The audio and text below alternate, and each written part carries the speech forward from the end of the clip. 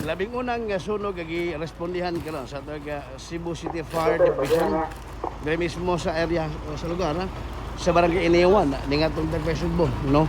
Ang mga fire volunteers o fire brigade o natong Cebu City Department i-respond dire sa David sa may barangay Iniwan ang ko sa kasyanting nga naug daw karon o niya sa tao pa ni sa tog BFP kung si rason o sinundan sa kaning maong sunog sanglit nga atong gi-interview ang katong kuan ang katong tagiya medyo di kay kadungog mga igala.